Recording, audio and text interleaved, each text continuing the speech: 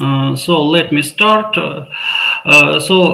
Dear colleagues, I'm Viktor Makarichev, and I would like to present a comparison of discrete atomic transform with discrete cosine transform in a viewpoint of current image processing and analysis trends. Now, digital images are an essential part of our life. Their applications vary from agriculture and land cover classification to ecological monitoring and autonomous car driving. And also there are several very important current trends now. And actually, these are not just trends. These are requirements, and not just for images, maybe for whole data. And in order to provide all these requirements, in order to satisfy all these requirements, there are many solutions that can be used, but none of them is perfect. And unfortunately, we cannot say that some of them provides the whole combination of these requirements. And for this reason, new technologies and methods should be developed. And in order to construct and develop new algorithms and methods, some non-classic mathematical tools can be used. In the current research, we consider so-called atomic functions given in this slide. These functions were created by Professor Vladimir Rvachev in early 17th in order to solve some important problems of solid mechanics. And I would like to note that this theory, the theory of atomic functions, was created and developed taking into account very poor computational capabilities and resources that were available then. For this reason, atomic functions and their specific features can be very useful now in order to process and operate big data. In our previous research, discrete atomic compression, which is image compression algorithm based on atomic functions, was constructed. And it was shown that this algorithm compresses better than JPEG with the same quality of result. Also, it has linear time complexity with respect to the size of the image processed. And also it provides a combination of privacy protection feature with so-called artificial intelligence oriented data format. So it seems to be very good, but there is a very important question. Is development of this technology rational, or maybe one should prefer a modification of already existing well-established algorithms? And in order to answer this question, we have to answer and we have to compare atomic functions with classic tools, in particular algebraic and trigonometric polynomials.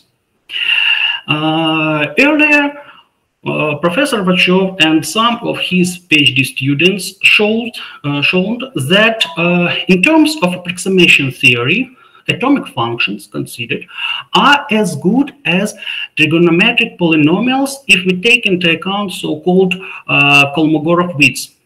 In other words, from the theory of functions, atomic functions are good. But what about practice?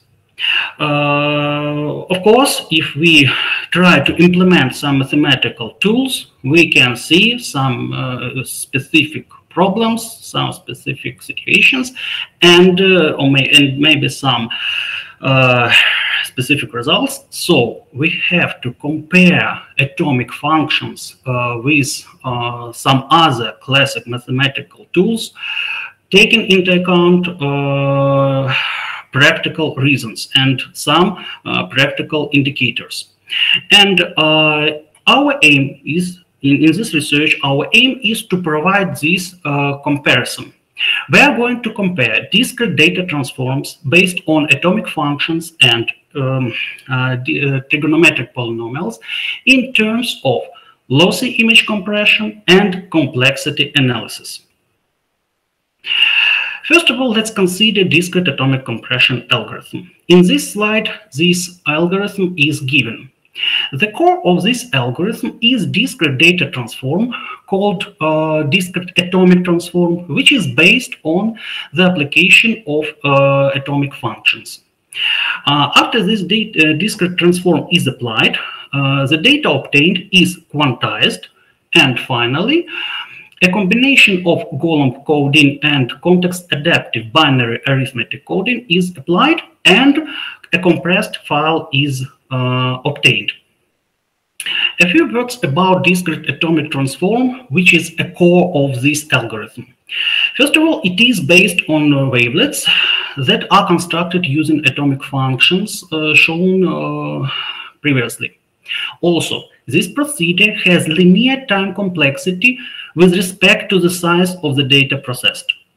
And also, the structure of this procedure can be varied, and there is a huge number of possible combinations, different mixes, and it is this feature that provides data protection feature of the algorithm discrete atomic compression. In this slide, I would like to show you the structure of matrix of discrete atomic transform coefficients. We see that these matrices have totally different structure. We see here blocks that contains data and coefficients with different distributions are marked with different colors. And this feature, actually, we can use not just these structures, we can use some other structures, we can vary depth of the transform, and also we can mix all these approaches. Now let's consider image compression based on discrete cosine transform. The second step after color space transform is applied, discrete cosine transform, which is actually the classic digital signal processing tool, is applied. After that, discrete cosine coefficients are quantized, and next it is proposed to use so-called corner by corner scan. And this procedure provides a combination of DCT coefficients of the same distributions. By the way, this feature is built in by fundamental reasons in discrete atomic transform. So if we compare discrete atomic compression with compression based on discrete cosine transform, so we cannot see this step because it is not required. So we see that these algorithms are almost the same, and the principal difference is an application of totally different discrete data transforms. And for this reason, we stress that a correct comparison of discrete cosine transform with discrete atomic transform can be obtained by comparing performance of these algorithms. In this research, we use the following classic lossy image compression performance indicators. First of all, we use so-called maximum absolute deviation, also root mean square error used, peak signal to noise ratio is applied, and finally we use compression ratio as a measure of compression efficiency. In the current research, we use the following test data set. Actually, these samples were obtained from Kodak test images data set, and by the way, this data is classic data set for such a research. Each of these images was compressed by both algorithms with different quality loss settings and various structures of discrete data transforms. And we obtained the following result. There are too many numbers in these tables, and much more data can be found at the link shown in the slide, but let me show some extraction that visualizes all the situation. If we compare compression provided by discrete atomic transform and discrete cosine transform, we can see that discrete cosine transform provides better compression with the same quality loss measured by PSNR. But we can see that difference is not very huge. At the same time, if we compare another very important, especially taking into account so-called one-pixel attack techniques, if we compare now quality loss measured by maximum absolute deviation, we can see that discrete cosine transform provides higher distortions measured by maximum absolute deviation with the same quality measured by PSNR. And on the next slide, we can see some illustration of this result. So we can see that near the same compression ratio, near the same quality loss measured by PSNR, and some difference measured by maximum absolute deviation or MED. By the way, here you can see that there are no distortions, visual distortions here. Next, there is another very important feature, and by construction, discrete atomic transform and discrete cosine transform based on algorithms provide so-called progressive data reconstruction. It means that in order to get a small copy of data, you have to upload and process just a small part, a first part of the file, not the whole file. And this feature is very useful if you want to get some important features without processing the whole data. Another important comparison result is a comparison of time complexity. As it was mentioned, discrete atomic transform has linear time complexity. At the same time, even fast algorithms for computation of discrete cosine transform works slower. And actually, this feature, this time complexity is a great blocker for discrete cosine transform to be applied for the case when n is huge. Summarizing the results, we can see the following: that discrete cosine transform provides better compression, and also it provides greater distortions measured by maximum absolute deviation. Also, both constructive tools, I mean discrete cosine transform and discrete atomic transform, both of these tools provide so-called artificial intelligence and computer vision oriented data format. And finally, discrete atomic transform is much faster than discrete cosine transform. And this property is of particular importance, especially when you process big data. So, as a conclusion, we see that maybe further research and development of data processing technologies based on atomic functions is promising. And also, we see that atomic functions are as good constructive tool as trigonometric polynomials in terms of, first of all, loss image compression, time complexity, as well as approximation theory.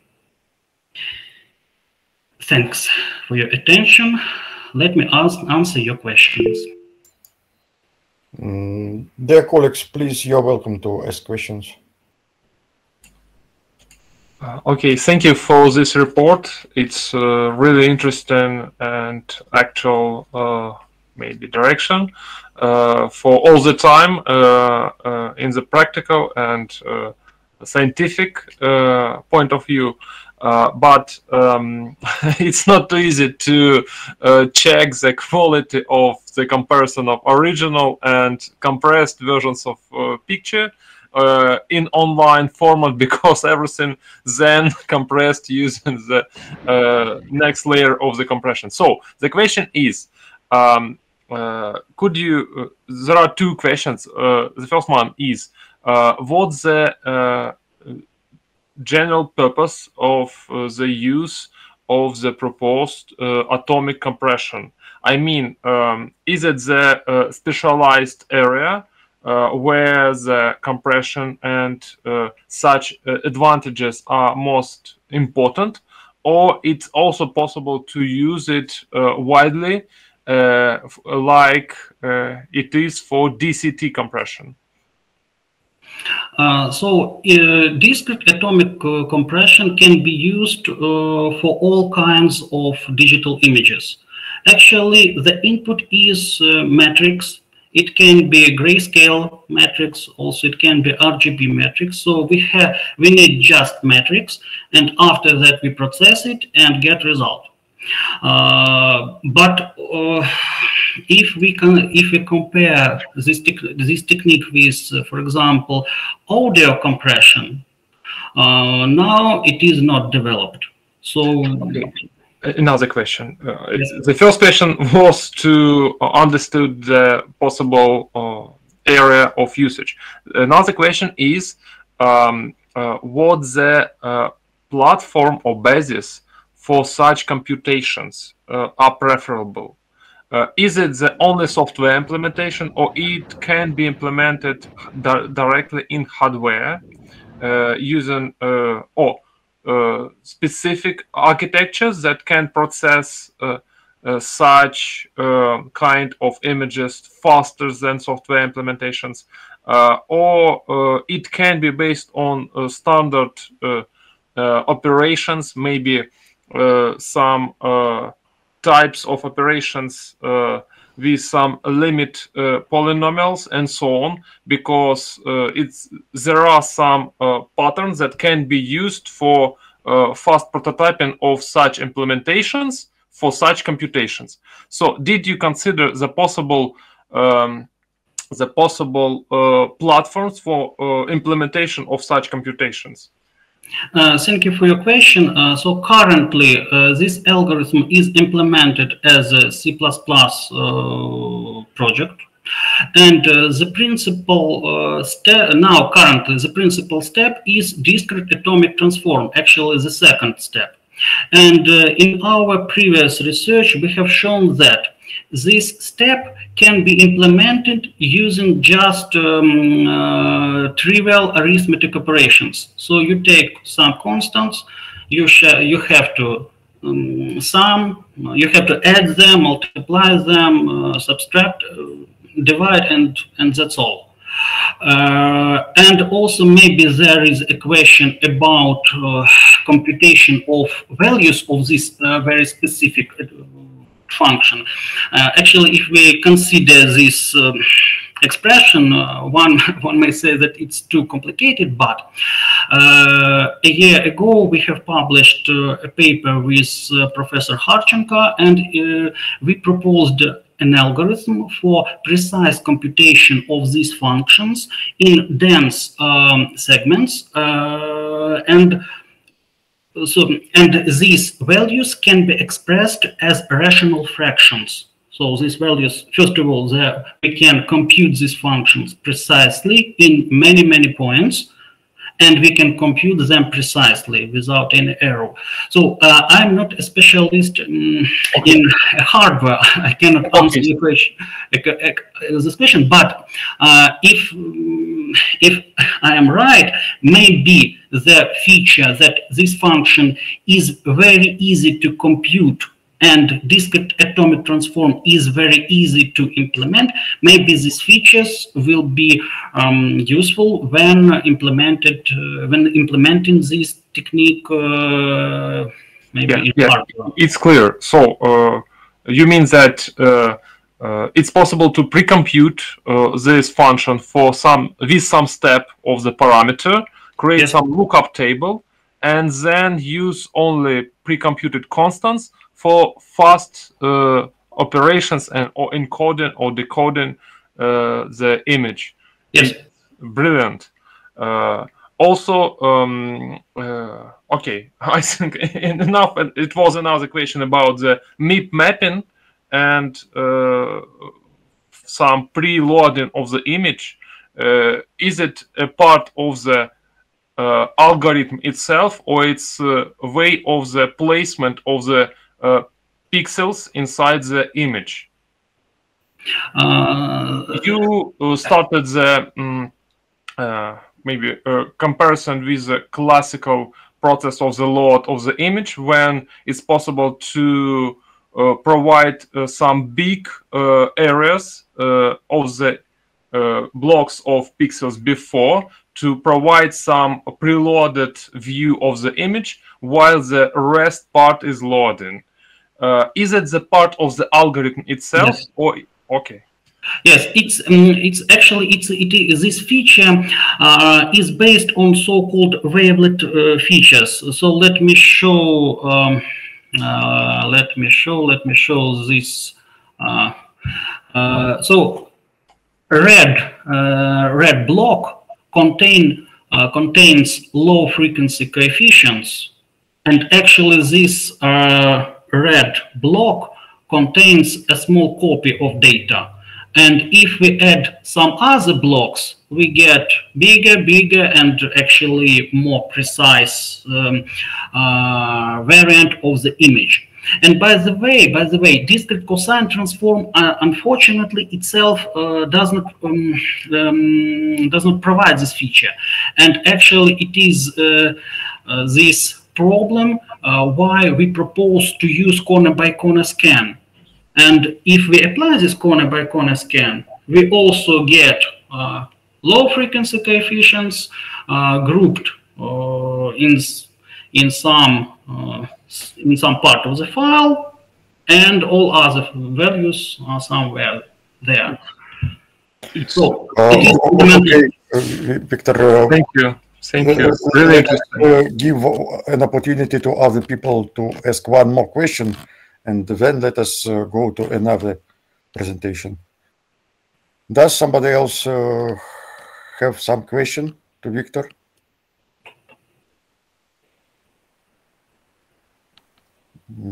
Okay, I see no more questions to Victor. I think that you can discuss with Artyom